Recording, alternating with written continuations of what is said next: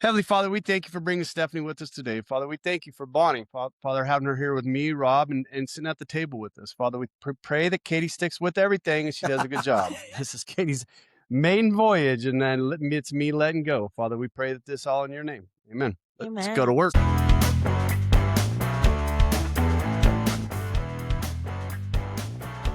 Sponsored by the Titanic. You're good jokes. What? Hey. It's our maiden voyage. Don't hit an iceberg over there. We're fucked. Hello, Robert. Hey, what's up, buddy? Hold on. Get it? No, now you're going to piss Katie out because now she's really going to hear it. God, you're an a-hole. You are an a-hole. Hey, I can't see much. Where's the camera? Oh, dude, listen. No, hold on. We are in FFS Studios. This is actually, Rob and I started in my office with just two little microphones sitting on the table. And then we graduated over to here we were still on a smaller table. Then we ended up buying this table. We just been growing and growing and growing. And the whole time when I started this, Rob, this was where I wanted to be. Oh, I know. We all know. Everybody knows. The listeners know. Every podcast is when Katie lets me have my, the room. So we are here. I mean, we still got a lot of work to do. I mean, I moved in a little bit all throughout the week. We got some decorating to do. I like it. Hey, you're behind the scenes. Remember that. Shut up. Bye. Do your job. Pull the mic closer to you. Am I talking? Yeah. Well, I might ask you a question. The wives are here. The wives are here if you haven't noticed. Bonnie's with us and Katie's behind the scenes. This is going to be fun. We have what? So it's Friday night and Bradley is getting his four-year chip tonight. That's correct. Very proud of that guy, right? And I am right behind him. I am, what was it? 27 days behind him. Yes. Is what I was. So 27 or 20 days. And you a 4-year chip coming. And you know what? Drop the ball again. No, his 3 years. He ain't got his 3 and 4 yet. I gave Brad his 4-year chip already. Hey, oh wait, June's coming. June gets it. Remember, Bonnie, this year it's 15 years. You're good for this year. Dude. She'll fuck it up. I'll remind you a few days, honey. I'll remind you a few days. Did you? Heard. I think it was the best 13th birthday party ever. It don't matter that you had 14 years. Yeah, it does. It was an amazing 13th birthday party. It was funny. A crown, a sash, a barrette for no hair. That was so funny. That was so funny when he brought that on the show. And I didn't wear any of it. I would have. If the sash said 14 years, I'd have put it on. But it said 13. You're 14 this year. You didn't wear any of it. No. Let's get the right number, and I'll do it. Hey, you stay sober for 14 years. By God, I'm going to make sure I got the right fucking number too. You damn right. You damn right. We got a lot of people right now in the meetings and everything. Last night I spoke in Escalon last night. It's always okay. So who gave it? Because you sent me a text. Hold on, hey, Katie. I got a flip. She's behind the scenes. She's behind the scenes. Will you stop talking to our producer? Did you hear Bonnie said she's mocking you? Bonnie's on the show. We're talking to Bonnie now. Katie's had her fair share. You guys, you and Katie stole the show three times ago. So me and Bonnie are going to steal the show on the next one. Good luck. What are you doing? Right here. This is called dead air on the radio, fool. It's not called nothing. Sure. Hey, we got Stephanie. Let's just go on. He doesn't even know what he's doing over there. We're doing what? This is from Larry yesterday. Yesterday at 7:54. If I hadn't said in a long time, which he hasn't. Oh. I just want to say this. I fucking love you, me.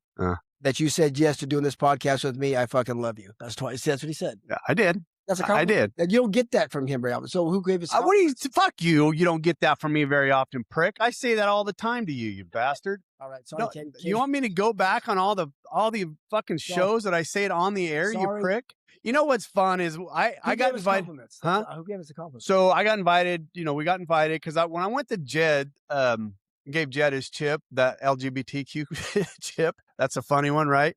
For his 1 year, Michelle invited me to come and speak. And I said, you know what? I'll speak, but only if you come on the podcast. So she said, okay, right? Okay. And what happened? Are you two having a side conversation? We call that crosstalk in AA.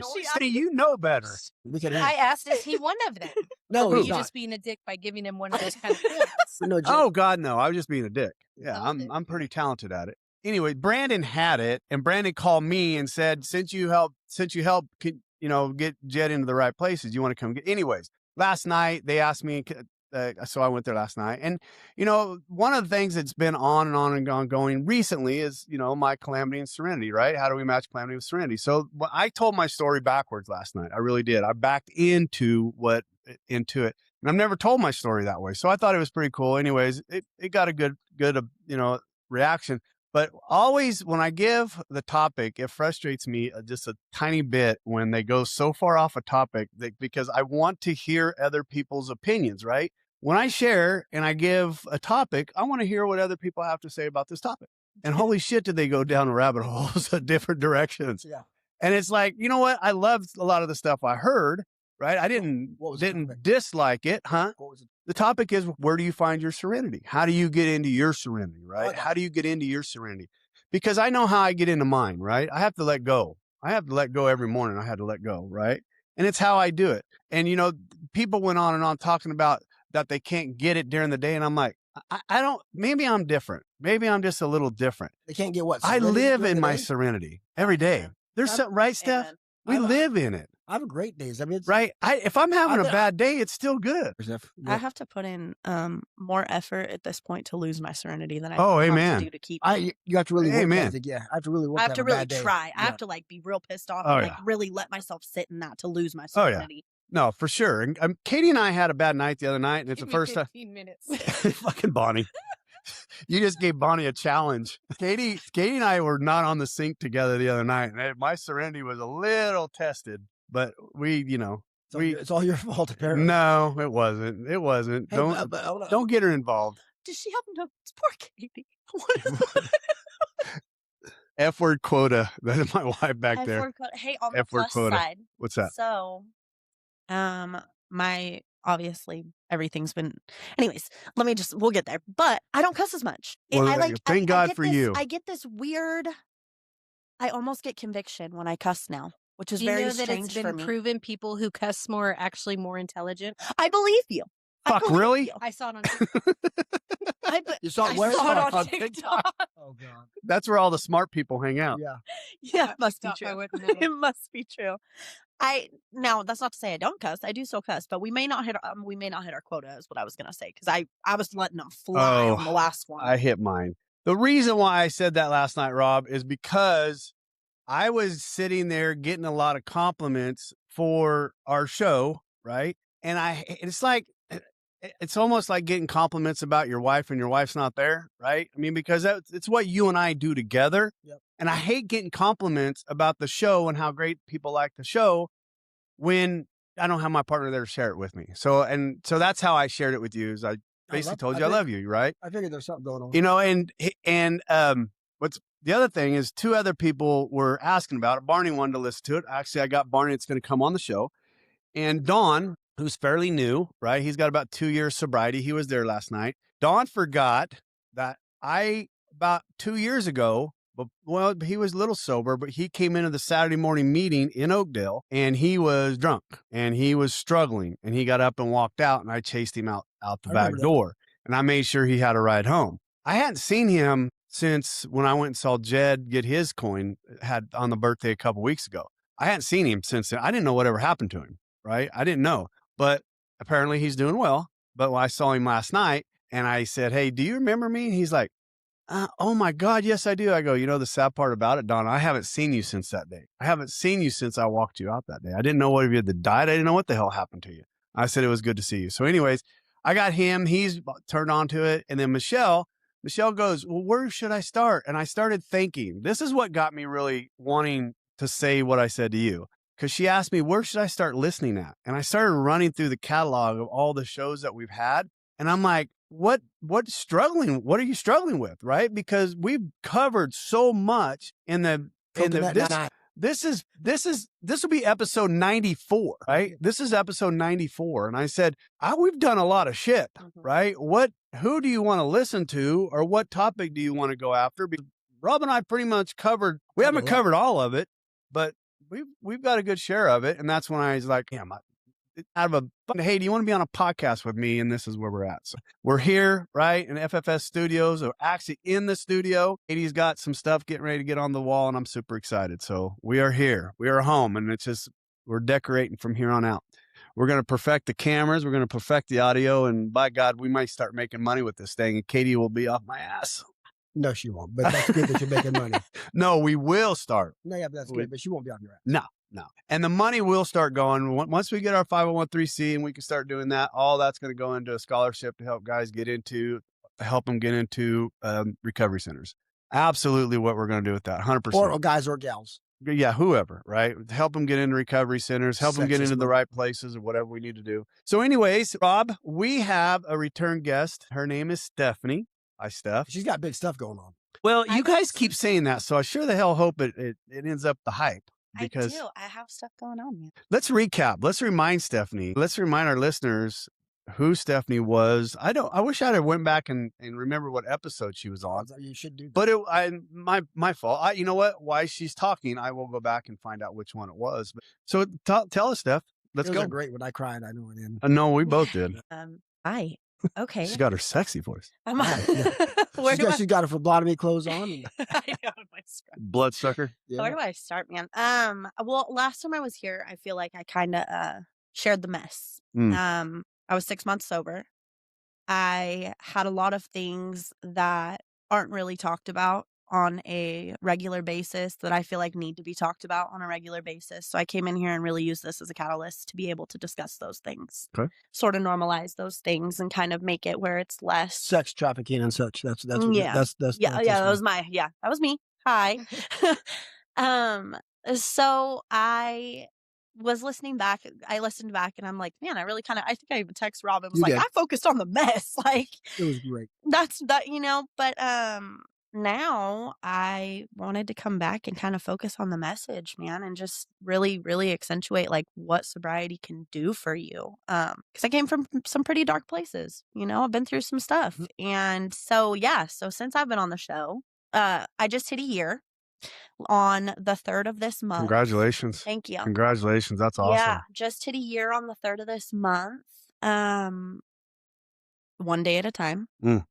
Oftentimes one moment at a time. Yeah. One cry at a time, one scream at a time, one whatever I needed to do to get through that minute at a time. And there were days. Where do you think your road turned at? Where do you think in that 1 year it's somewhere along that road it got easier in that 1 year? Yeah. I think when I finally recognized my I want to say my worth. Oh wow. Okay. I know that moment. I mean, it would have to take you. I know what she went through. It probably took her a while to grab a hold of that. It took me. I mean, I was on the up and up last time I was here, and like I said, that was 6 months ago, and I was on the up and up, and things were looking better, and I was happier, and I was really starting to find myself a little bit. And now I have actually found myself. Today. Nice. And when you do that, sometimes some baggage got to go. Yeah. You got to say goodbye to some of those. and I did, and. Well, we talked about it last time briefly. I think Larry, you were the one that asked me how I felt about, like if I was in a relationship, how I felt about relationships, kind of where that was at. Right.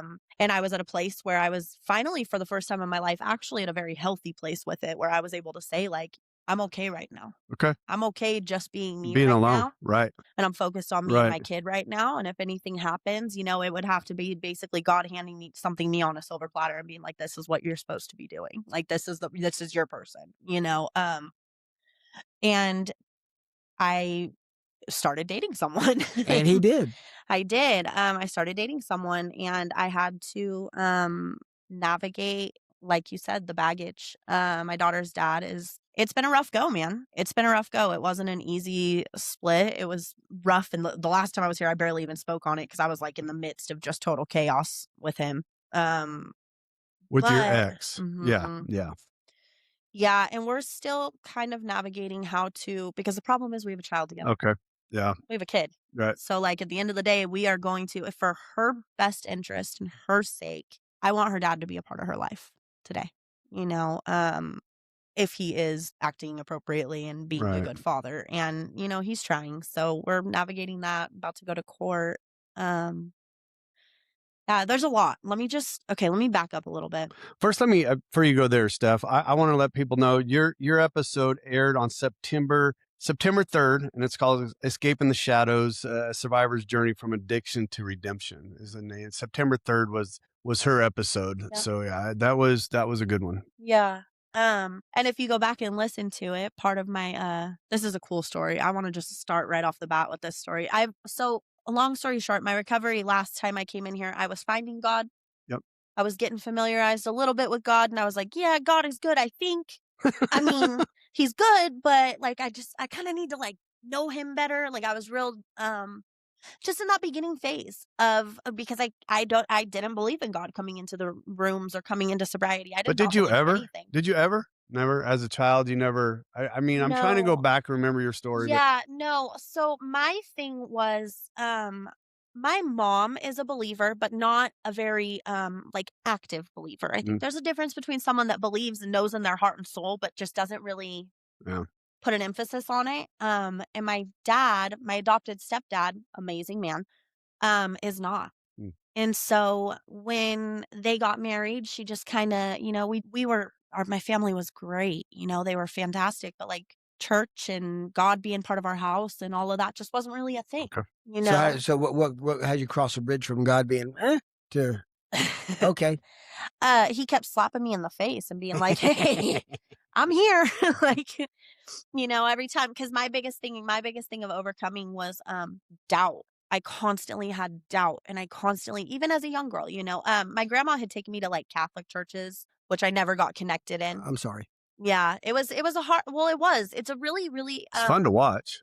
I'm serious. If you've never been to a Catholic church, on my damn knees. Forget that. If you've never been to a Catholic church and you go to one, it's entertaining. Yeah. Right? And the thing about it is it works. Right now where I'm at with my God and my, you know, understanding of it and everything, if it works for you, then roll with it. For sure. Very much I make sobriety. fun. Yeah. If it works for you, roll with it. And the Catholic thing does work for a lot of people. It did not work for me. I didn't feel any type of a connection or a relationship, or even, it was more or less just somewhere to go to hang out with my friends outside of school was what we did, you know? So yeah, so the crossover happened I immediately, even in early sobriety, I started following the suggestions. I was praying, I was doing things, even though I was in the back of my mind, like, what am I into? You know, it felt very uncomfortable and very out of body and kind of weird. And like, I was like, but you know what? If this is what they're saying I need to do to stay sober, then I'm going to do it, you know? And so I did it. And then my prayers just started evolving a little bit, where it was like, I also had a God box that was really effective for me. Explain. So they would always say when a problem felt overwhelming to give it to God. They would say, give it to God. And I couldn't fathom that, and I couldn't understand that, and I couldn't do that. It used to piss me off in the very beginning when people would say that, give it to God, fuck you. Yeah. That used to piss me off. Me too. Me too. Because it was, how am I going to turn something over to something that I don't even fully believe in? But it also goes back to exactly what I was talking to, right? How do we match our calamity with our serenity, right? How do we match the calamity with our serenity? We don't. God does that. That's yes, what the book says. He enables us. He enables us. That's what I'm saying. Yeah. But to match our But I wasn't allowing that trigger to happen. Right. Yeah. So God box. I'm just saying. This may be something I implement. Yeah, it's a God box. So I didn't know how to give anything over to God because I didn't fully believe in God. I didn't trust in God. So what I did was I got an old shoebox, and I decorated it because I like to decorate stuff. Me and my daughter sat down and we colored it and we put little crosses on it, and I called it my God box. And when something was too heavy for me, what I would do is I would write it down and I would put it in that box, and that was me giving it to God. I love that. That's a physical form of it. It did not. And I'll say, and it didn't immediately work. And it wasn't immediately like, oh, I gave it to God and my life is great. No, those things still hurt. Those things still sucked. But what I started to do is, let's say 2 months down the road, when the box would start to get full, I would open it up and I would look back on these things that at the time felt devastating. Right. Like I was never going to overcome them. And I would notice that I had overcame them. And the ones that I hadn't, I would throw back in the box, and I would keep them in my box. And celebrate the successes. Right. But that's such a great idea. Right. Yeah. And simple. It worked for me. And it was my way of giving it to God before I knew how to truly surrender or give things to God, you know? And I still use it to this day. What a tool for early, for people. That's pretty cool. Yeah. Did you learn that, or is that just something, I mean?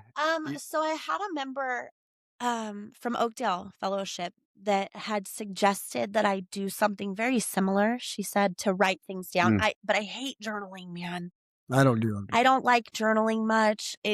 I've got to be in a real weird place to start journaling. But I knew that I could take little small notes. I could take notes when I'm stressed out or when I'm having a problem. And so I do the same thing. yeah. So instead of like doing the full journaling, she told me to have a God journal, basically, right? Like basically, and I was like, that's too much for me, man. I just know when I'm in total crisis, I'm not going to want to do that. And so I made a God box. But two things. When you like that, you don't hold it in, right? No. You talk to somebody, right?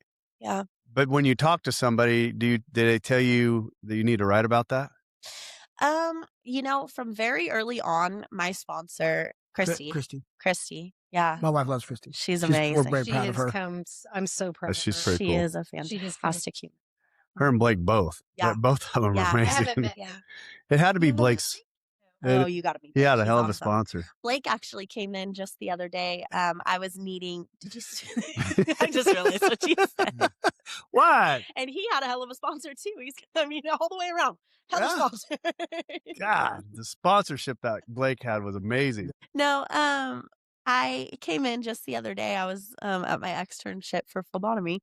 And I had to get the last of my pokes in, and I called Christy as one of my people. I'm like, dude, I got to get more pokes. And she's like, dude, that says that. I should have. I know. It's funny because when I walk in a room now, I look at veins, which is a weird thing to do, but I notice them. And right when I walked in, I'm like, oh, I should have called Rob. Get a couple.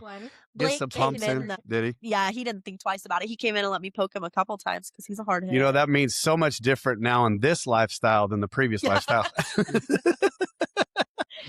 Two different kinds of pokes. Yeah. What? What? When she started talking about God box, I was like, I got one of those. My wife wears it. Oh my God. Well, Katie, you got to come in on that one. You got to call him out. Oh my God. Unacceptable. That was awesome. Apologize.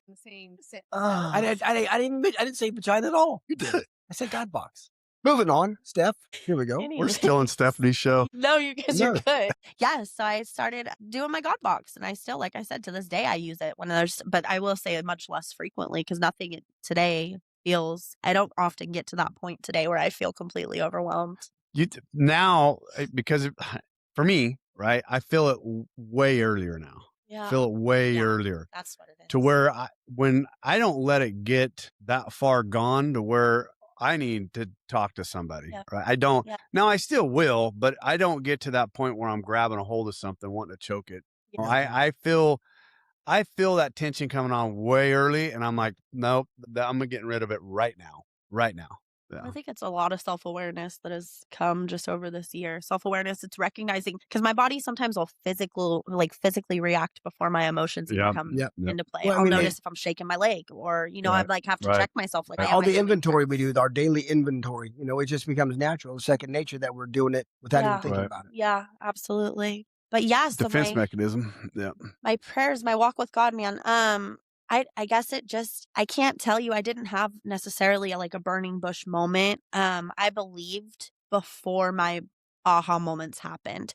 But once I was already in that believing state and I was like, okay, I can't ignore how present God has been in my entire journey. That was really the part for me that was like, I would be a fool to deny that there was a God present with me in my journey. The places I've been, the people I've been around, the situations I've put myself in, I am an absolute miracle. Yep. Oh, yeah. 100%. And that's not because of me. No. And I think that God's was really protection. that was really my first sign of I would be so ignorant to think that I did all that. That was really my first thing is look where my own thinking got me and to think that I got myself out of this. Come on, But then I started to really just put in the real prayers, the heavy prayers, not just the reciting words because I knew that's what I was supposed to doing. No, I was asking for things and I was thanking him for things and I was praising him when he deserved it. Not that he ever doesn't. He always deserves it. Let me clarify that. But giving him that praise when I knew that that was something just happened and that was all him. Giving him full praise, But one of the things that continually happened with me is I kept getting that seed of doubt That's where the enemy, Oh, now yeah. I refer to it as the enemy Right. attacks. That's where the enemy is the first line of attack for me. If he can plant a seed of doubt, he tries to at every opportunity. Feeds it too. Feeds it with people in your lives. He'll feed it. Yeah, absolutely. And so there's a couple of stories, but I think the one that really, really stands out, and I texted you guys about this because it was, this was coming? yeah, The 9-year guy? yeah, Let's have it. yeah. So, go ahead, because I was hoping he was going to be here for this one. I know. And yeah, We'll get what it. I'm hoping, I know, but we're going to get there. I do think that after, there is some things that I think that I needed to, he was a very brief part of my first story, and it was a very rough part. And so I think now coming back, I'll have the opportunity to kind of elaborate on some things, kind of speak on some things, and maybe give him a little bit more of a feeling of comfortability at the thought of it, because I would love for him to come on too. I really would. Who are we talking about? So I'm not going to say his name. No, of course. Perfect. If he does come on, I know anonymity is very big to him. Perfect. So we're not going to say any names. Camera will probably be off for him. Absolutely. I would. Yeah, absolutely. But if from the first episode, so sex trafficking was part of my story. There was 3 different men.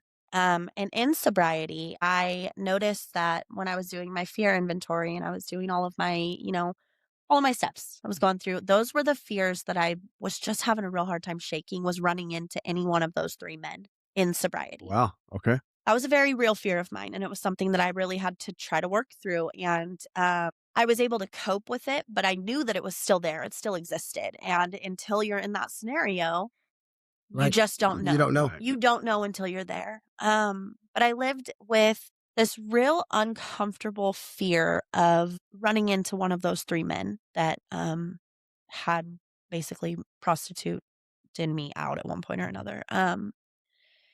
So I was actually praying for about a week prior. I was praying for some sort of, like, I don't know what the right word is, but maybe like an affirmation. I was feeling a lot of doubt. I had those enemy attacks. They were heavy that week. And I was like, man, I just need to feel you. I need to see you. I need to doubt. give me something. Doubt about what? Doubt about you? Doubt about him? Doubt about him. Really? Okay. As if God's here, Okay.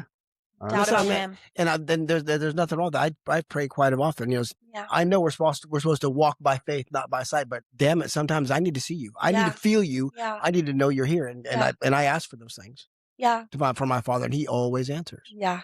Yeah. Amen to that. Yeah. I and this is still, I'm still early in my, they call me a babe in faith, right? Like, still, that's literally what my pastor calls me, because I genuinely have the most childlike faith right now because it's new to me. Yeah, for sure. And so those doubts are still very heavy for God. And there's 2 things you got going on. You're new to sobriety, and you're new to a faith of God, walking with God. Yeah. So you're learning. They're very similar, right? I got closer. I had faith all my life, but man, when I got sober and I got into that 164 in AA, my closeness with God doubled. I had belief. I had belief all my life. I didn't have faith. I had belief. But I think most people, when they say that, faith is trust. Faith is action. Faith and trust are the same things. Like I trusted this seat's going to hold my weight, right? That's faith. I believed in God. Yeah. I didn't trust Him. Right. So. I loved that, by the way. Yeah. I heard that on one of the seat thing. I actually went to a meeting and I was like, I just heard the coolest thing. I loved that one. But so I had been praying. The seeds of doubt it was just what I notice is when the enemy starts to really, really attack on me, my head gets very loud. Very loud with different thoughts, and a lot of times they don't even necessarily coincide with each other, but it's like he's trying to plant these issues seeing what angle works. Sticks. He's throwing shit at the wall. He's throwing all kinds of stuff at me just to see which one could just work and stick, and then he could feed on that. My head had been real loud for about a week, and I was just praying, and I was praying for clarity, and I was praying to get rid of those extra voices, and kind of just needing that reassurance. I was also fearing a lot of things, and I had been praying for removal of fear. Like I was struggling. I was in fear of, at the time, my daughter. So her and her dad are very, how do I word this? Trauma bonded would probably be the healthy term for it. Okay. which is a lot of my fault. But I also, looking back, I don't know that I would have done anything any differently. He's in real bad health. She was my little road dog when I went to go take care of him because I never knew what day was going to be his last day. So she saw him in the hospital a lot. She saw mom taking care of dad a lot. She saw a lot of things. And in turn, she became a little miniature caretaker. And so they have a bond. She's 5. Wow. Yeah. Adorable. They have a bond that is, I would say a little bit of, I don't know if trauma bond is necessarily the right word, but they have a bond of, I need to make sure dad's okay. Yeah. And dad relies heavily on me to feel okay, you know? So I had fear surrounding that. My daughter was having a hard time with the split and not wanting to come home. And I was just a mess. I was an absolute wreck. And I was just praying and I'm like, God, just give me something. Like, give me something, please. Like, I need to know that I don't need to be in fear. I need to know that you're here. I need to feel you. I need to see you. I just need to know you right now because I'm really struggling. And I was spending all of my waking moments in meetings at that time because I knew I was in a bad way. And I walked into a meeting at Modesto and I walk in, don't even know if I'd showered or anything. I'd got out of bed and gone straight in and I was just there for it, you know, knew where I needed to be at that moment. You fit in there. Just saying.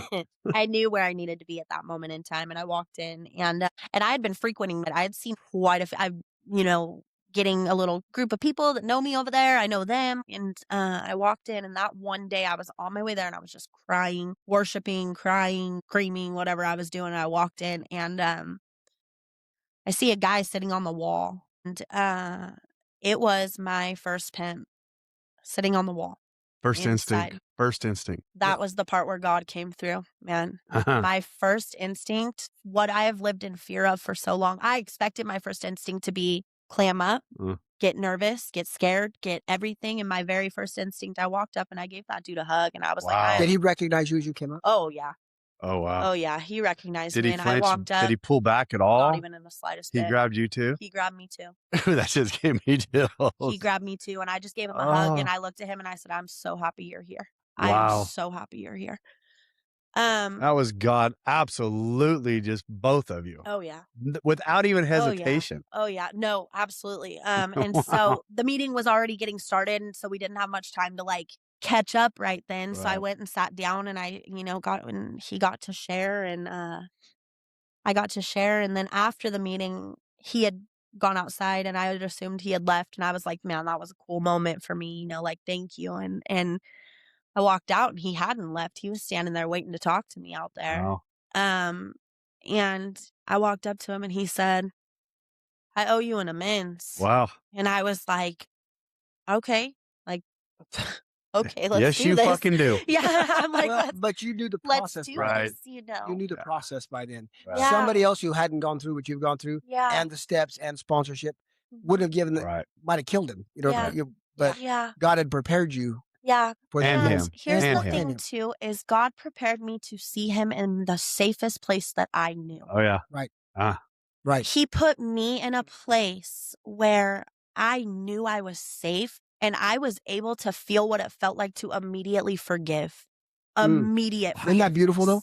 Isn't that the greatest thing? It's freedom. And the thing about it is too, when I started to really think more about it and dig a little deeper into it, he gave me the peace of mind that I do not need to walk in fear of anything because he is right there. He gave me the ability to forgive. And he also gave me a new look. I don't fear seeing the other two people anymore because of how that situation was handled. Regardless of where I see them, how I see them, anything, it was like that moment.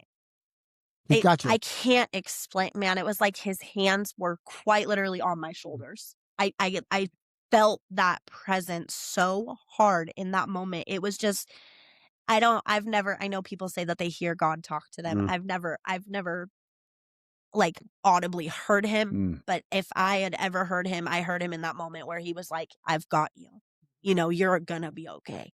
What if that had happened in a grocery store?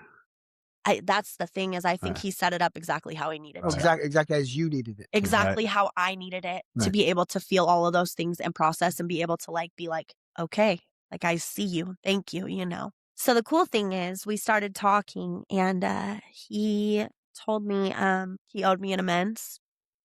And I was like, thank you. And we were talking, and we just got to just have a normal conversation. And then him and I got a little bit more into like, how have you been? Because at this point he could have a day sober. I don't know. Right. Right. And so I was like, how have you been? Where have you been?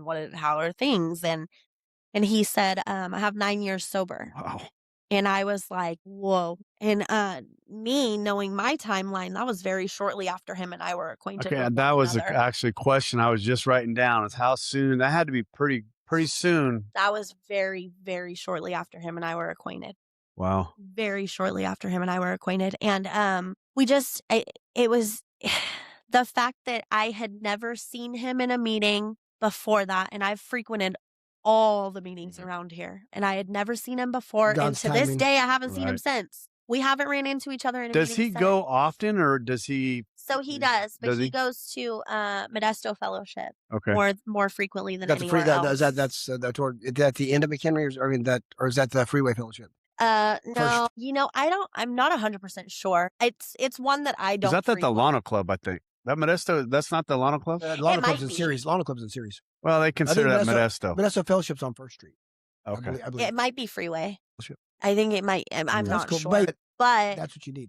That was, oh man, you guys, that was just. Well, I remember the text. So freaking cool. Yeah. So do I. I know where I was at when I got it. I know where I was at when we were talking about it. What oh my God, I just lost the question. Damn it. That's all right. 9 years sober. Sorry, I'm like sniffing. I hope you can't hear that. No, you're fine. 9 years sober. Thank you. 9 years sober. I mean, because with the talk about, what did the talk of this come on? Because he was going to come on.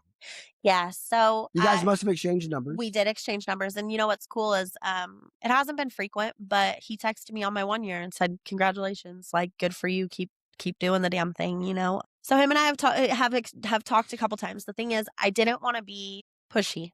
Oh, yeah. Absolutely. And so we started talking. And I had immediately brought up the podcast because I texted you guys when I was still in the meeting. You did. I was like, you guys will never guess who I just ran into. Because that was really just a special moment, So by the time we got out, that you and I had already been talking a little bit about maybe getting him on here. That's the first thing I said. I'm a selfish prick that way. Yeah, you were like, maybe we could get him on here. And so when I did go outside after we did the, the amends and the just caught up a little bit, I brought it up and I said, hey, I was on a podcast and I said, would you be interested in maybe coming on and kind of giving your side of things? And he's like, maybe. He's a very, I don't want to say shy. If shy is not the right word, but he keeps to himself. He's very much kind of reserved. Reserved. Right. That's a good word. Doesn't like to put his business in the street. Right. Which is fine. That's, not me. I'm very open with my business. But, some people are much more reserved. And he also explained to me he has a daughter that he takes care of. Ballpark? Same age as? No, older. Okay. Older. I want to say preteen, maybe teen. That he now has rights to again. He's doing the dad thing. He's doing everything. He's doing the deal. He is doing the deal. And he's doing just exact opposite of the things that he. I just remember the question. Which one of because you explained 3 different guys. So this was my first one. Okay. So this is when you half-ass had a relationship with him. No, that was my third one. Okay. This was my first one. So this was the one that. Started out nice, right? Mm-hmm. He was nice and friendly, but then it kind of turned. Yeah. So this was the one he just introduced me to that sort of lifestyle. And he knew the websites that I didn't know. And he knew sort of how to run that game, right? I didn't know any of that and I wouldn't. And so he, and that was one of the things that we had kind of, so I asked him if he'd be willing to come on. He said, let me sit on it. Let me think about it. And I said, well, do you want me to send you the podcast that I already did so you kind of know like what you're going into? Right. And he's like, yeah, go ahead and, send it. And so I sent it to him. And I followed up with him a little while later and I was like, hey, like, did you get a chance to listen? He said, yeah, I did. And he said, He said, I'm struggling with it, and I'm going to be completely transparent with you as to why. And I said, all right, send it. Like, what's going on? And he said, I am by no means a perfect person in my recovery today. And he said, it's a little bit of an ego hit. Like certain things that were said, he said, I don't think were exactly what had happened. And he said, and that is something that I'm not going to take on there because that's not recovery. He said, I need to speak with my sponsor on this because these aren't things that I should be concerned about anymore. So at first he said, I'm going to consult with my sponsor. So he did that. I don't know what his sponsor's advice was. That makes a lot of sense, though. Yeah, I get that. And I don't know what his sponsor's advice was one way or another. I know that he was still a little on the fence. And then the second go around when we talked about it again, he said, and this is, I have to say, I understand this, man. He said to me, he was real nervous about the anonymity thing for one, which I said you guys would completely respect. Oh, for sure. He has things that he doesn't want, obviously, his family to necessarily know. But the statute of limitations hadn't came up yet. Yeah, you remember you telling me that. And it was a real concern of his. Yeah. And I don't blame him. Yeah, I don't blame him in the least, And so he was waiting for that 10-year mark, which passed this last January. And so I think he, we'll see what God does. We'll see how God moves. Yeah. And I think that's what Stephanie and I, last time we talked about it, obviously I was, I wanted, go ahead. I was, obviously I wanted that for the show, for the listeners. I think it would have been a good wrap up for Stephanie's story and everything to have that. But on the other side of that, we are all in the program. We all don't want, step 9, unless it hurts somebody, we don't want to go there. Right. Yeah. We just don't. So what you were kind of shaking your head. You're just a bigger person than I could ever be. Yeah. I mean, well, no, I'm sorry. I didn't mean to say yeah. No. Yeah. Well, but Bonnie, I'm way stronger of a person than I could ever be. Because that meeting wouldn't have went like that. Right. But what I can honestly say, though, is I'm not. That's how I know it was a God thing. Because I am not a stronger person than anyone else next to me. Oh, yes, you are. Yeah. Bonnie would have killed him. Yeah. Yes, I would have. How old were you? Do you mind me asking you? When I first got into all of that, I want to say 19. I want to say I was 19. And it's funny because, when at the thought of it, it's funny. I think I had to get to a place, and then the program is genuinely what got me here. I had to get to a place where I was so sick of all of the emotions that I had lived in for so long, the fear, the anger, and there was anger. There was a lot of anger, and there was a lot of anger getting taken out in inappropriate circumstances in my life. I would have so much resentment and anger built up towards that specific part of my life, but it was affecting today's life. And I was just like, I'm not going to let that affect my life today. Like, I cannot live in this today. You can't carry that baggage around. And part of not carrying that baggage around is forgiving, right? Yeah. And I know that's extremely hard. I mean, Rob's had to forgive. You had to forgive your molester. You had to, right? Yeah.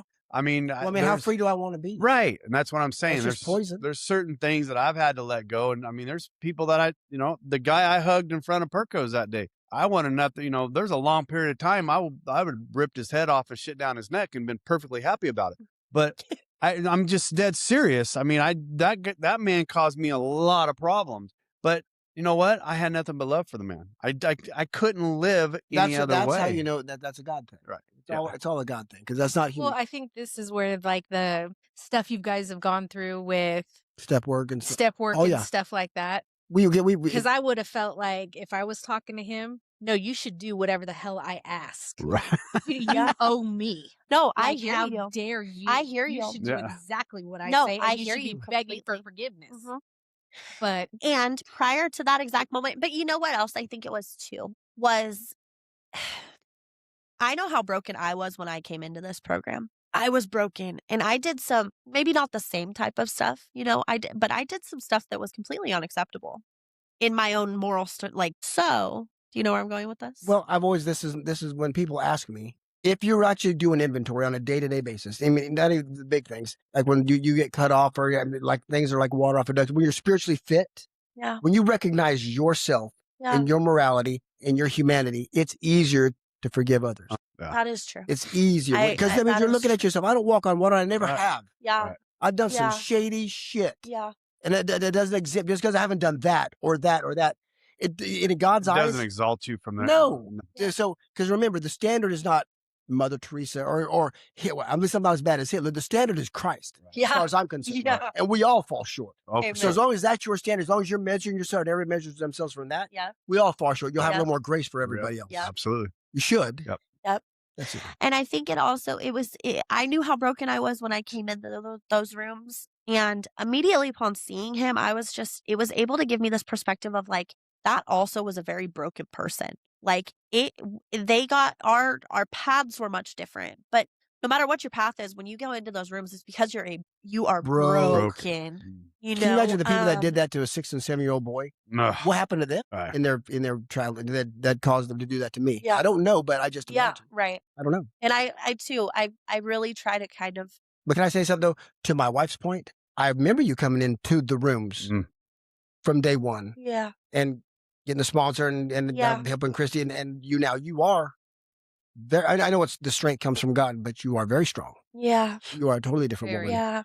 You're different. You're different now than when you even recorded last time. Just your walk, the way we talk. It's your walk with the Lord. It's that your faith in Him, not in ourselves. So there's strength in that. There's confidence in that. That's what it is. Remind me, Stephanie, what was your breaking point to get you to start back to get into AA? Remind me of that, because you came in and from, I think Bonnie said it right. You're not an alcoholic because you weren't under the bridge. I didn't beat my family. Right. I was always going to work. Right. Yeah. She was the alcoholic. I mean, she was under the bridge. She did all that stuff, right? If she it was did to be that. done, I did. I have very few yet. You look at the definition. Very few. You look at the definition of a woman alcoholic or addict. That was it, right? So, what was your point of I got to get out of this and get help? And that's another thing that I've been able to really reflect on more since the last time we recorded. That's why I think that's why I wanted to ask. Yeah. So my moment, right? That moment where God did for me what I couldn't do for myself. I would not have gone and said I had a problem. I had too much pride. I was lying to everyone in my life. My family thought I was sober. Everyone thought I was sober. I got put in the hospital and I think I told you guys the story. I dropped my dope pipe. Yeah. The nurse dropped the dope pipe. Right. I remember now. Okay. So that was what got me there. Was cat was out of the bag. Right. What are you going to say now? Right. And still I tried to blame everyone else, but it got me there. Lied and said it was like the sucker or. I think you tried to blame it on the nurse, didn't you? I did. I tried to blame it on the staff. I was yelling at the nurse and ripping out my IV and telling him, "What kind of staff are you letting in here? Where's security?" I was smoking out on him. Yeah, it was bad. And this poor nurse. Dear God. Did you ever give her an amends? I haven't. That actually would be a good one to add on there. That poor nurse is probably under a bridge herself now. Of nurses. Oh man, I gave them some hell. Yeah, it was bad. But yeah, no. What was the question? I'm sorry. Your breaking point. What brought you into the rooms of AA? So but reflecting back now, I was at a much different. So I had what I consider now 2 different bottoms. I had my bottom, which is the typical bottom that you would see of someone that was slumming on the streets, prostituting. Just truly what you would consider to be someone's rock bottom. I was there. But I always saw a light and something to work towards to get out of that. I always wanted better, and I knew that wasn't where I wanted to stay. I was ready to kick, fight, and scream to get out of that situation because I wasn't ready to stay there. Now, then when my life started to, from the outside perspective, look more normal, I got off the streets. I got a really good job. I got a place. I got, all of these things were going well. That was when I hit my real bottom, because from the outsider's perspective, everything looked fine. But I was still so messed up. Emotional bottom. It was an emotional bottom. Right, and I lost that light. Right. I had nothing to fight for anymore. I had accepted where I was. I had accepted the fact that I was going to hide doing drugs for the rest of my life. I was predicting how I could hide it from my kid. I was predicting how I could hide it from my family. I was planning ahead. I was doing every move I made. All the work. All that fucking work. Every single move I was making was somehow benefiting me staying high, and I had no intention to ever not do that for the rest of my life. That was a whole different type of bottom, because all the while I really, really hated myself for making those decisions, but I just had no desire to change. So I feel like the bottoms for me were very different. I don't think, had I gotten sober immediately after getting out off the streets and everything, I don't think I would have done it right, to be honest with you. I think I had to walk the walk I did to really hit that emotional bottom. Well, what is that, Rob? Is human being? Well, we move with speed of pain. Speed of pain. Yeah. Yeah. And until that threshold is met, that your ass is that really good ass whooping. It's not gonna catch hold. Your first bottom was a visual bottom for everybody else. Oh, absolutely. Right. You were like, people see me as this. Oh yeah. And I'm better than that. But then you got all the stuff. Right. Then you got all this. Right. And you start looking at yourself and we're not. But she didn't fix the problem. Right. She didn't fix the problem. And that's when you did it for you. Yeah. Right. Because you were doing the show stuff for everybody else to see it. But when you hit your emotional bottom, that's when you're like, I got to do this for me now. Yeah. Right. Yeah, absolutely. And and it really took me having to look at the fact that because I always felt like when I was getting high, it's really twisted because at the time, I never thought that was the problem, right? That's not the problem. It's not because I'm getting high. No, that's not the issue here. If everybody would just leave me alone. Yeah. If everyone just get in line and figure out what we're supposed to be doing here, this would be a cool show. Everybody should be high. Right. Everybody just get in your little places. I'm not hurting nobody. Yeah. And that's what it was too. It wasn't like it was devastating anyone because I was lying about it to everyone, And so I've had this real twisted way of keeping my entire little secret thing going. And it was really messed up. And you guys met Ashley. Me and Ashley knew each other. We were both lying to each other. Yeah. Yeah. Yeah, so we were lying. So Ashley and I met when we were both still in our addiction, and neither of us knew each other was in addiction. That's how much we lied.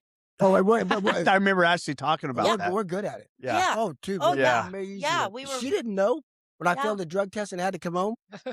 Yeah. I said, before Logan. You guys could have shared your dope if you'd have told your secret. Shit. No, hell, I don't share nothing.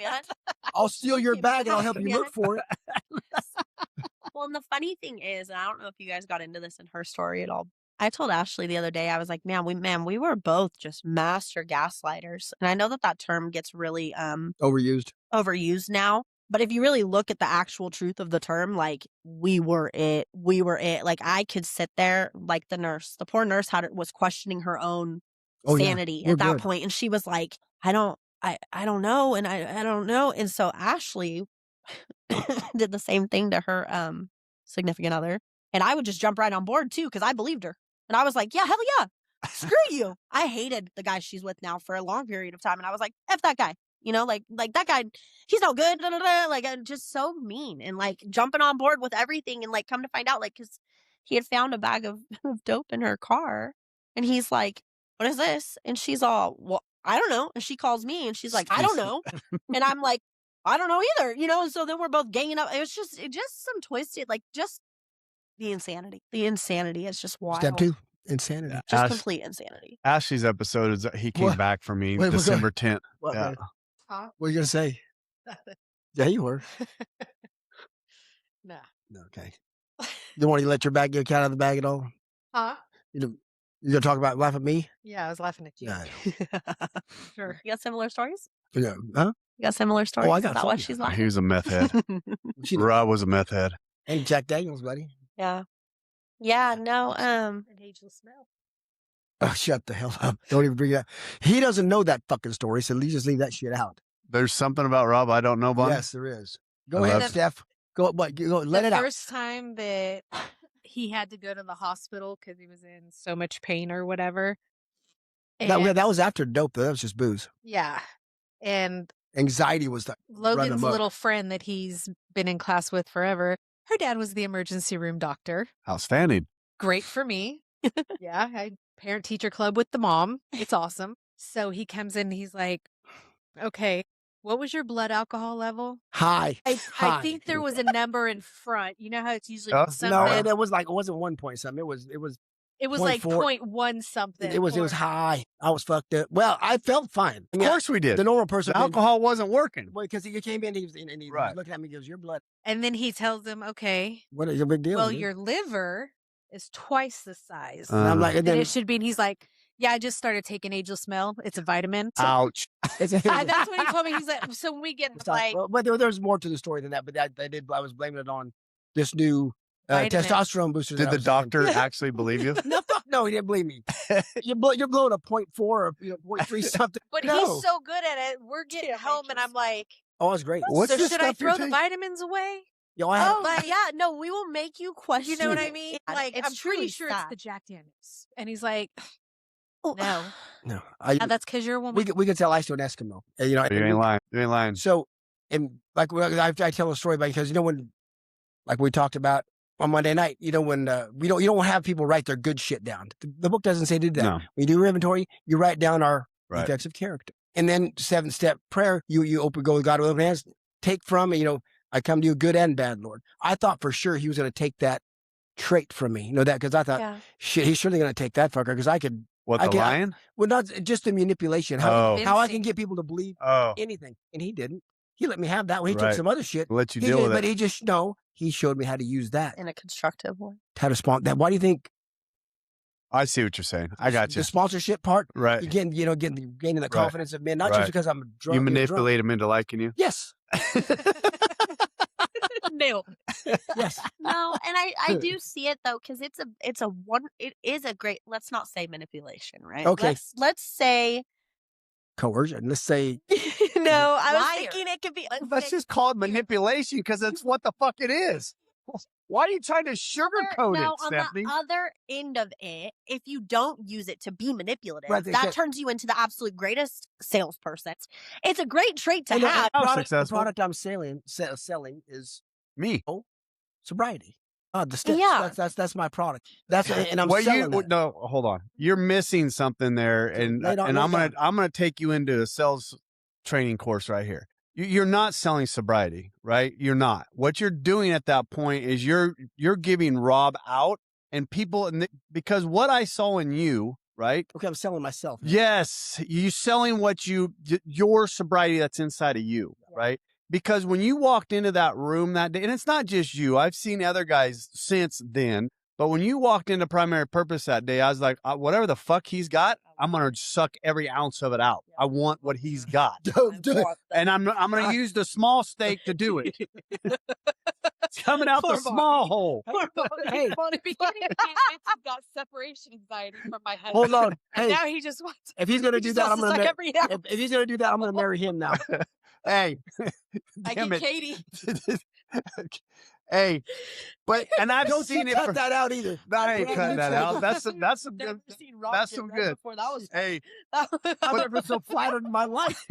But that's what my point is. You're selling that, right? Yes, you are. And what you have to give and what you have to offer. And what you have to give and what have you offer is sobriety and your style and your way of doing it. Because look at yes. I don't have to lie. Yes, that is not lying. That's not lying. That's not manipulating. But if you were manipulating and turning the book around, people would recognize that shit. Like you could definitely start a cult. Oh my God, he has. We meet Monday nights. Yeah, you could definitely get a cult following. Oh my God, that's funny. Ooh. Don't. We know what Kool-Aid tastes like. We ain't that stupid. But God wouldn't let me do that. It's his gift. It's exactly. There's enough of us in there. I mean, half the people in there call it Larry's meeting. So I mean, it's not. The whole group is that. But Rob does lead it, right? Rob does lead it, and Rob has sponsored about 80% of the guys that are in there. Yeah. But it's honestly the personality of everybody inside that room. We all have the same personalities. We're all the same. The greatest gifts God has given. Yes. That Monday night group. There's been times I wished I was a man just so I could go to that meeting the way you guys talk about it. Women are not allowed. I really That's a she-man woman hater club. But because we had talked, I forget who we were talking to. Was it? It might have been Ashley, but no, it wasn't. This is like 2 podcasts ago because I was giving you and Christy. No, it's when we had Conchetta back on. And when listen to that, I was giving you and Christy a lot of props because what the fellowship. Correct me if I'm wrong. I'm not wrong. Never mind. 90% of my wife can answer this. Of the bullshit in fellowships, the clickiness and stuff is from the women. Yep. And what the fellowship, Oakdale Fellowship needed is what you guys have. Young, strong. The young is what I saw. But right? Young, strong women. Right. They don't take no bullshit from the other. They're gonna do that. They're gonna work their program. 100%. They're gonna do the thing. They're gonna touch women's lives. That's what they need. Is this. Yeah. And they're getting it. They're not old and stale. Well, but we're old and we're not stale. Right. It can handle some of that itself. Nobody needs a lot of that. for the women. Yeah. I've heard that. I have a friend of mine that was her home fellowship, and she said the women there are tough. Bet I can guess her sponsor. She she said the women there can be a little bit catty. I just don't have the I feel like my brain has a certain bandwidth for bullshit. Like cattiness, it just doesn't fit on it. No, you're not. That's what it just doesn't fit on it today. That's what I've always told him, like watching this program and seeing all this stuff.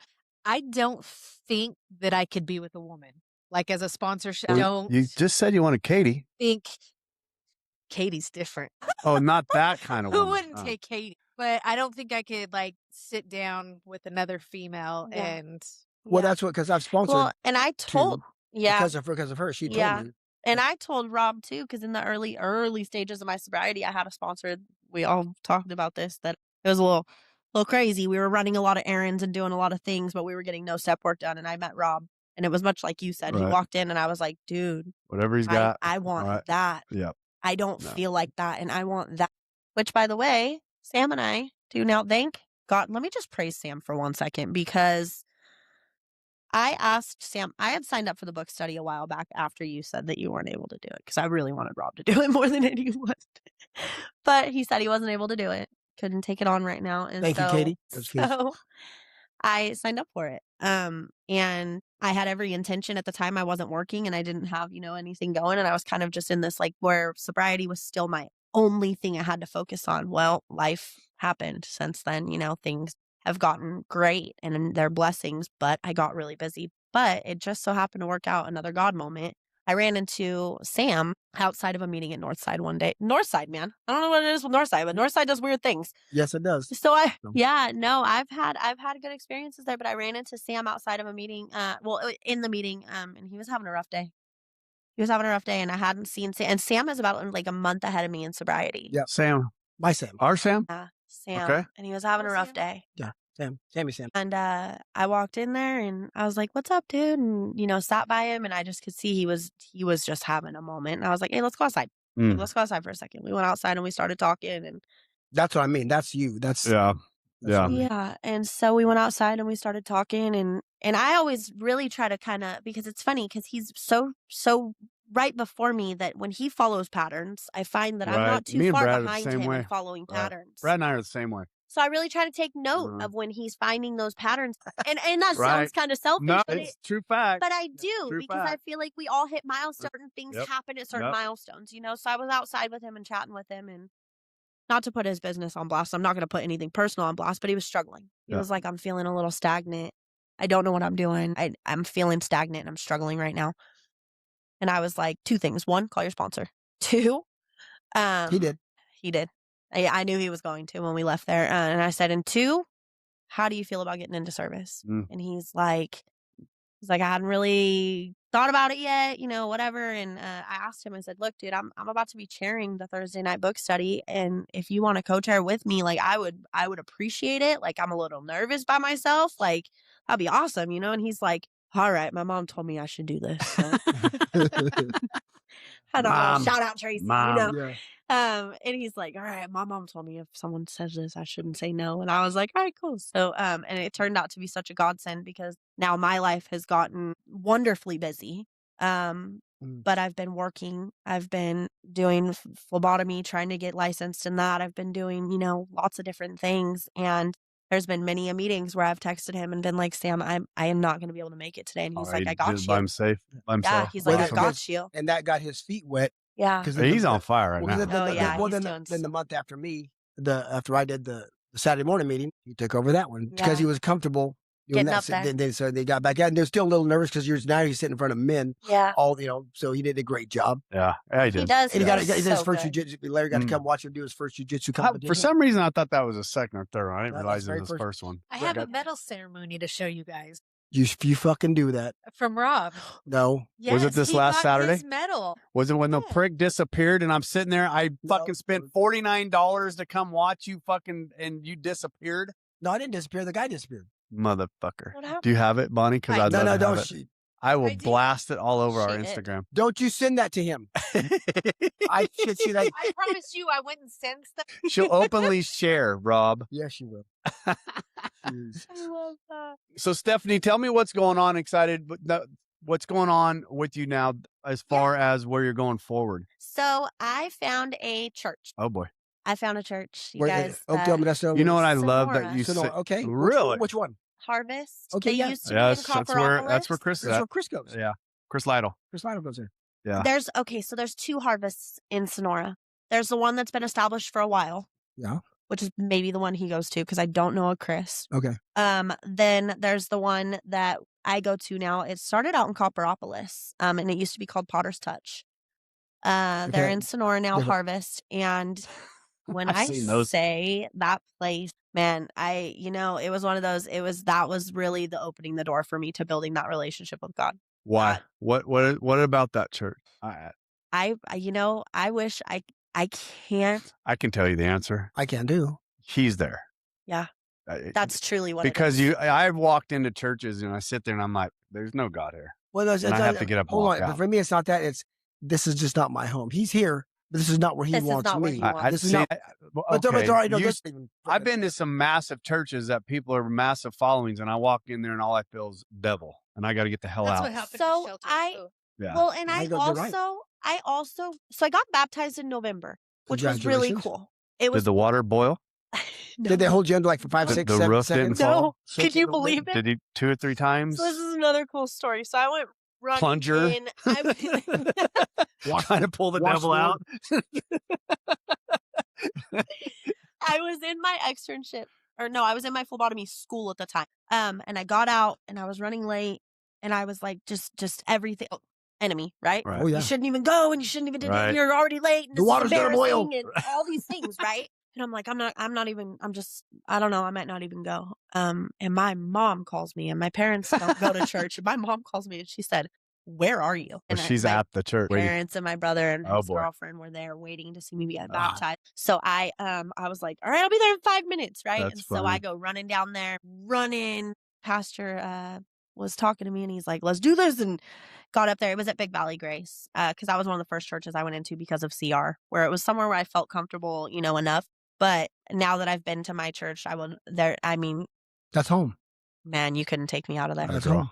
Couldn't take me out of there. That is the one. When I went and got a job, I got a job at Ace Hardware. That was the one thing for me that was non-negotiable, was having Sundays. I have to have my Sundays. I missed 1 week, and I felt every bit of that, That's putting him first. That it is. It's one, absolutely putting him first, right? That's one of the things I said the other night, and I always feel bad when I say this, but Katie knows this, and I'll say this: nothing comes before my sobriety. Absolutely nothing. Mine neither. Nothing. My wife knows that. And I need to be more careful how I say that, because I do put God before my sobriety, because God gives me my sobriety, right? You see, they're on those tight. They are. They're the same. They are, and I don't have a problem. I just sometimes when I say that out loud and I hear it coming out of my mouth, I'm like, that sounds bad, but it's true, right? Katie knows she would go before my sobriety. Yeah. And that's a true fact. No, I don't let anything come in between that. You can't. Because the minute I let those reservations start to come back in, and it's just, I don't ever want to go anything there. We put in front of our sobriety, absolutely, we're going to lose. Absolutely. And 100%. Because it would be a very short time if I decide to say, you know what? I'm just gonna not go to our Saturday morning meetings anymore. That's just too much for me. I'm not gonna do that anymore. Be a very short period of time before the next thing. I'm not going to the Monday night meetings, right? I can go every once in a while. I'm cured. Yeah, I'm cured. Then I'm sitting in Yuma in a hotel room at 6:30, 7 o'clock at night, and there's a bar right across the street, and all of a sudden, you know what? I'm gonna go just one. Nobody will know. I had a dope dream last night again. Yeah. Do you still have them? Oh yeah, really? I rarely have drinking. Really? I had another dope dream. I'm always chasing it. Were you flying or were you running? Running. Either flies or you runs. Yeah. See, I haven't had a Copenhagen one or drinking in a long time. Yeah. Mine, when I try to quit anything, no matter what, it always goes back to heroin dreams. Really? No matter what I'm trying to get off of, it's always heroin dreams. Heroin? And they're very vivid, and it's a very distinct taste, smell. It's very distinct. And all of that comes. I've woken up before and been like, what? Like for half a second. I've had to what wake did Katie. I just do? Yeah. You know. I've had to wake Katie up. and say, I've been here all night, right? Mm-hmm. Yeah. Mm-hmm. Oh, yeah. I wake up Vivid. very real. Is that a dream? Yeah. What is that? Very real. What is that flavor? Yeah. But yeah, my church Ether. is awesome. Ether. Oh, hold on. Katie, questions? It indicated that you're in a new relationship. I don't think that we really Well, no, didn't touch on that we're much. waiting for the Parker talk. Yeah. So Parker, his name's Parker. And he is a counselor at the Lakes. Can we say that? So he was. Okay, he's not. He was a counselor at the Lakes. He works now at Motherlode. It's funny, he's in a transitionary period. He works at Motherlode Job Training Center right now. He gets grants for people that need work, that are struggling for one reason or another, displaced workers, whatever. Which is ironically how him and I got into touch with one another. He would periodically message me. We met early in my recovery. And he had Nathan come up and speak at the Lakes. Okay. Well, Yeah. me, Nathan, and Susan went up there. Yeah. He's a good man. He's a good man. He's a real good. He's a real good man. But he would periodically text me. We met at, I think it was Freedom Weekend last year. And he would just periodically send me texts because he was in a relationship. I was in a relationship, very much so respectful of both of those things. But he would periodically text me and be like, hey, God put you on my heart today. Like, I hope you're doing good. Hope you're doing all right, you know? So, fast forward however many months, he sent me a text one day and he's like, hey, God put it on my heart again. Like, how you been? And I unloaded. And I was like, dude, like, you asked for it. Here it goes. I was like, let me give you the real, because I keep telling you I'm doing good, but today I'm not doing good. And let me just tell you for real what's going on. And I was like, I'm looking for work and I, have lost my career and I'm stressed out. I'm trying to get into school, trying to do this, trying to do that. And he's like, hey, well, this is what I do for a living. So like, let's figure something out for you, So he started sending me all kinds of stuff for different grants, different programs, different things that I could potentially utilize to get back into school. Or he was just like, if you want to hang out, let's hang out. Like, we can sit down, we can go through this stuff. And that's just, the start of something. And your sponsor didn't tell you don't get involved in a relationship in the first year? Yeah, it's close enough. No. I think it's still horse shit. But how are you going to stop love? But I guess the quote used to be, don't make any when I first got there, don't make any major decisions. Well, look at that. And I said this to Jeanette. She, don't make any major decisions. I go, she was telling me to tell this to a sponsee that I was working with. I go read step 3. Oh, it's not on the wall here, is it? Go over your book, read step 3. I know what step 3 is. Turn your will and your life over to the care of God. Yeah. That's a pretty big fucking step. That's a pretty big decision. Come on. There ain't nothing bigger than that. So. And I felt too, like, because I talked to Christy about it, because I had heard that many times. Yeah. It's like, hey, this is what we suggest and everything. But I also knew where my head was at. And I knew that I was at a very healthy place. I wasn't still living in the chaos of my last relationship. I wasn't still living in that, like, I need someone because that makes me feel better. I wasn't there. I was at a place where I was like, man, I'm doing fine. Me and my daughter are fine. I can pay my own bills. I can do my own thing. Everything is fine. We are well taken care of. If you're here, it's because I want you here. I don't need you. This is not a good place to be. Right. Well, no, it was. Yeah. It was like, I don't need you here. You're here because I want you to be here. And that's a whole different type of relationship. It's a healthy relationship. And so when I talked to Christy about it, she's like, man, dude, she's like, if you're happy, she's like, you deserve happiness, really, at the end of the day. Like, you've dealt with a lot of not happiness. And she's like, and I trust. And good job, I think Christy. that was one of the biggest compliments I ever received from Christy. She trusts your judgment? She trusts my judgment. I do. Yeah, I do. And I think that was a real moment for me. And I was like, whoa, like, that's freaking cool, because someone that I put all of my decisions on for so long, she looked at me and was like, dude, I trust you. Like, if you know this is right, you know this is right. And it's proven to be, it's funny. I fought it. I don't want to say I fought it, but I had old patterns pop up and I had old things pop up where when things got too calm and too, things were going good, I was like, this is too good. Let me fuck it up. Let me go and mess this up, and so we were navigating early on together. Like, how do we walk in a healthy, calm relationship and not freak out? How long have he been sober? How long is he sober? He has 7 or 8 years. Okay. He's got a while. He's been churling in it. Yeah, he's got a while under his belt. But yeah, but he did it through CR. Did he really? He did. He needs to come on here and tell a story. Yeah. Yeah, he did it through CR and God. And that's the one thing that I will say that I think that because I sat and I prayed on that relationship very much so in the beginning, because I turn all of my decisions over to God now, right? Like literally all of them. And I was like, hey, if this is meant to be, I need clarity. I need to know that this is meant to be. Don't let me jump into something because this looks right. I need to know. I was reading his text to me last Wednesday, Parker's. He wants to meet you real bad, and he really, really, really respects you a lot. He's a good kid. Most people, he's young. I call him a kid, but he's a good man. He is. Yeah. There's a girl that works up there at the lakes that I want her on this podcast so bad. Her name's Sarah. Sarah or Stevie? No, Sarah's one of my really good friends. You want me to text her? Do you know about her? Does she ever talk to you about her dad? Yeah, her and I went to high school together. We were really good friends. Okay, so you knew her dad. Okay. I coached with him. Yeah, I coached with him. Yeah. Yeah, so her and I. She got a tinkle. Do you want to go? I'm over here just chatting away. She gotta go. She gotta take my God box for a walk. Maybe. No. Depends on what you pay me, Bonnie. That's hold on. For some reason, leave the God box alone. Yes, it is. Wait, and this is Recovery Unfiltered. Appropriate. It's funnier than shit. We don't appropriate. It made me laugh. We don't cut it makes me laugh. It's appropriate. Yeah. So there's 3 sisters, and the middle one really don't. I want the 2, the younger, what is it? Sarah and Melissa. Yeah, that's the 2 I really want on here. Yeah, it don't matter. You know what I'm talking about. One of them wants nothing to do with it, because I've talked to Sarah a couple times.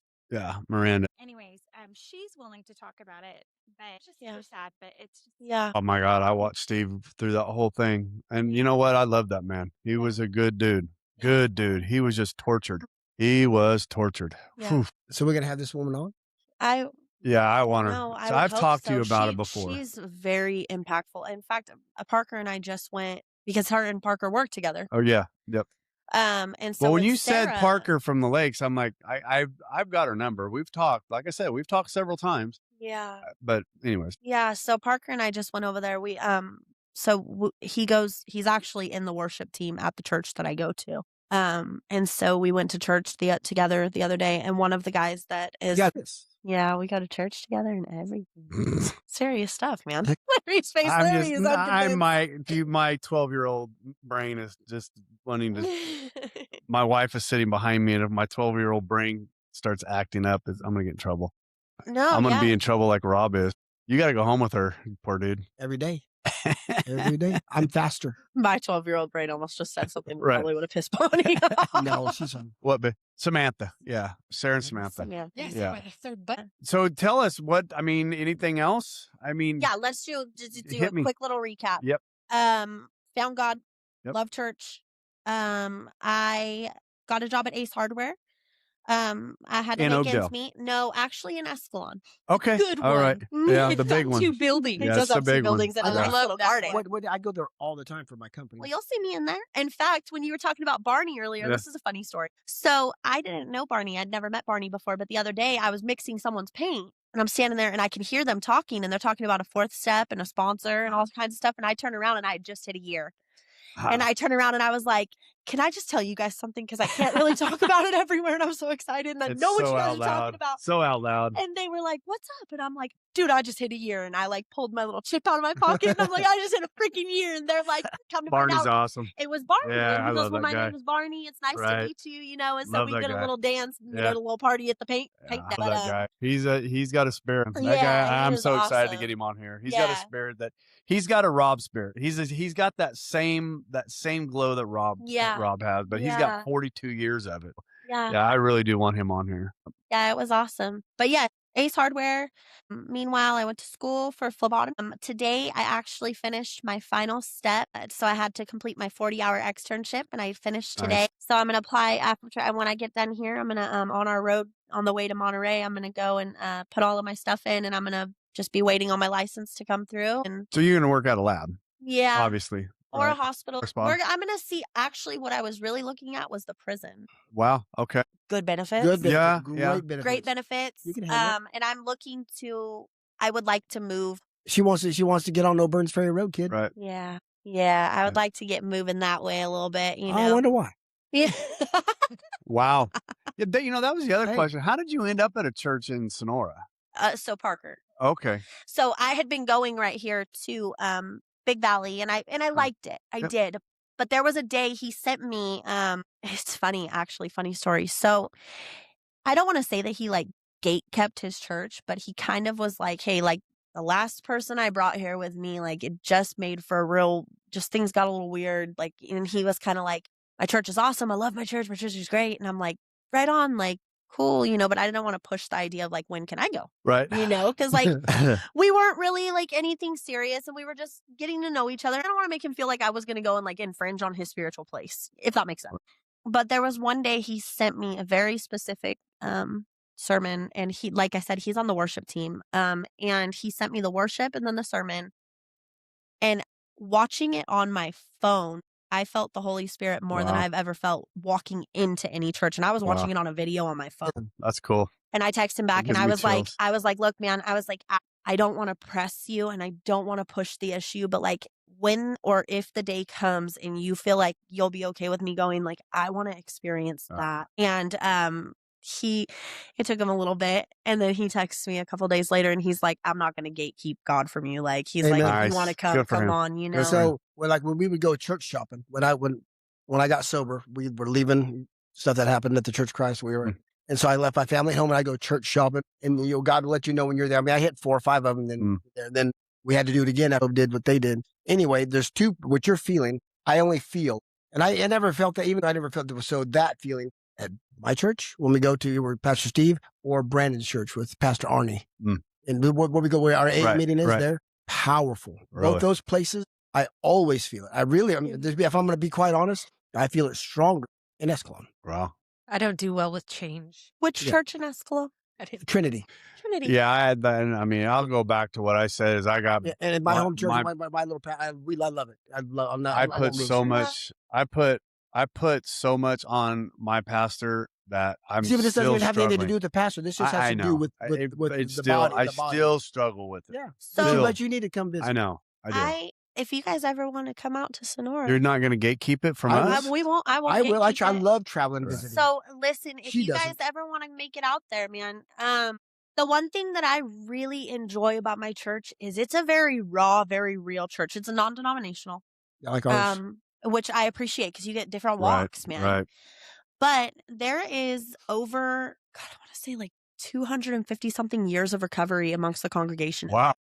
That's why you feel what you feel. Right. It's the place of it. It brought together recovery with God for me. And it's just something. Even the pastor himself. Well, like Pastor Arnie at Brandon's church, he has 36 years. Wow. Yeah. Pastor's got a history.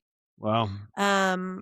A long history that I haven't even heard his full testimony, but he's got a history. And he will very, very honestly sit up there and he'll say, look, guys, I'm teaching on this today because this is what God, is speaking through me to teach on. And he's like, but I'm letting you know right now, like, I am no pro.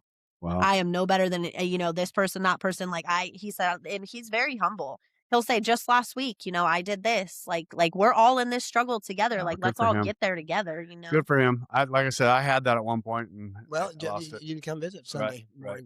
Yeah. Hard-headed motherfucker. You got any more questions back there? No?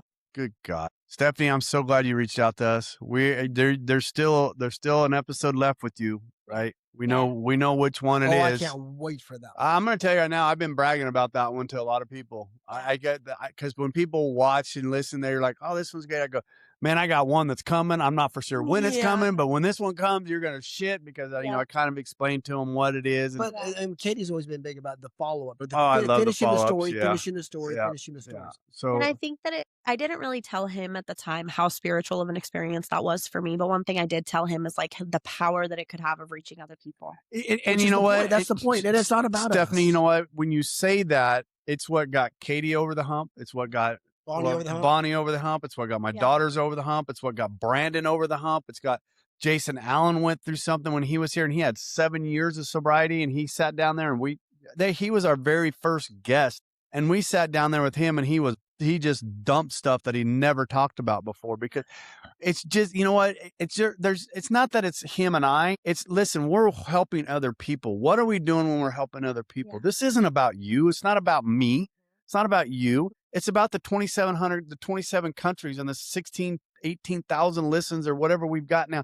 That's what it's about, right? It's about the guy that's reaching out to Jim Hart in Denver, Colorado, had a 45 stuck in his mouth. It's about the guy in Fayetteville, North Carolina that we helped get in. It's all this stuff that we've done. And God people, that's right. Some of the worst ones, yes, I feel like we've done that have done some of the most help. And some of the ones that I thought, we phoned that one in.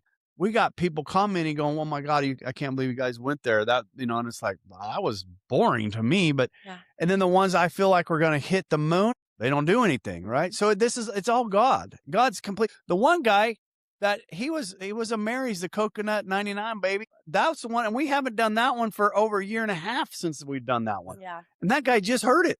Yeah. So it just, and it's just the thing. And, that's what the gentleman, get him to understand that this isn't, it's bigger than us, right? It's bigger than us. This has nothing to do with me. When I don't feel like doing one of these, we do them anyways, right? We do them anyways. Rob, that guy over there, I can say, hey, we got to do it in an hour and he'll be here in 30 minutes, right? I mean, it's just how we do it. Well, and right. Our wives are my wife always said, go. Right. Handle it. Right. Do it. We had family here one time. We had family here and it was day before Thanksgiving or something like that. And I said, hey, look, we got this. And he said, I'll be there in 20 minutes. We had the podcast up and running in 30 minutes. And that was probably one of my favorite ones. Yeah. And it's Katie's cousin. And she's still one of our best critics. And she's awesome. Speaking, I want to give a shout out to Katie. What happened? This is what happened. Okay. And a shout out to Rob Thomas for actually listening. Which, to pull back, because Steph asked me, because 3 people asked me to do that Thursday again. And I thought about it, because I didn't want to let people down, all blah, blah, blah, all that stuff. And I was like, man, I was just burnt, tired.